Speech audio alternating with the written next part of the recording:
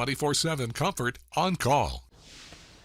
Hello, Brad. Chris, great news for the planet. There's a new Climate Crusader, and it is a familiar face. It is our very own Pope Leo. A week ago Wednesday, he attended some international climate conference, and he had some really insightful and wonderful things to say, but I thought one of his quotes really summed it up. Quote, "We inhabit the same planet, and we must care for it together. We've got to take care of the land, the sea, the air. We need it." Yes. Okay? Climate Crusader. Okay. On a related note, I saw this at The Guardian, and I thought this is interesting, and it's a step in the right direction. This is global renewable energy generation. Following me? Yes. Okay.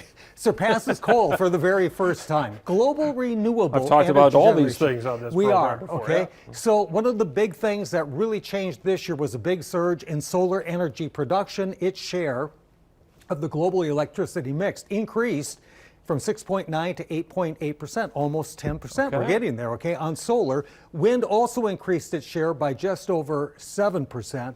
Who were the big contributors to making this happen? Believe it or not, China by far. A 55% World increase leader there. in this stuff right now. The United States 14%, 12% for the European Union, and a little bit there by India and Brazil. By the way, if you're wondering about some of the other numbers, here's how that shakes out. Renewables now 34.3% of the overall energy mix globally. Coal is 33.1. That's why renewables beat coal. The other there, 32.6. Those are mostly fossil fuels, especially natural gas. So about a third, roughly, of total energy production renewable. That's a step in the right direction. Correct, okay?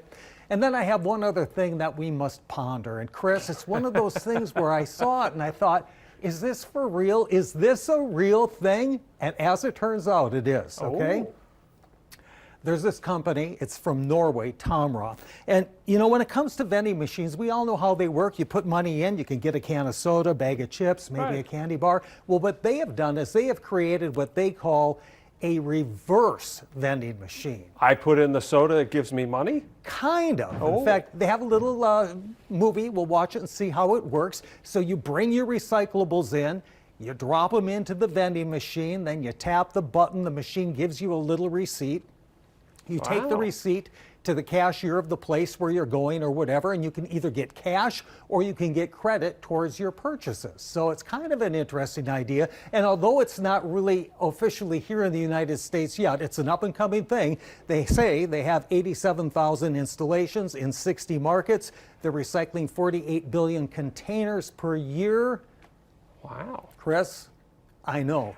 All I can think of is our former colleague, our great friend Bill Jards, who would always collect all the aluminum cans around here. Imagine if there were a Tomra. How much of a credit? He would walk out of here like Santa with bags of aluminum cans. Cha-ching! Yeah. And Chris, it's a real thing. I see what you did there. That was a good rhyme. All right, Brad, have a great weekend. We'll see you on Monday. Still to come here, inflatable lawn decoration.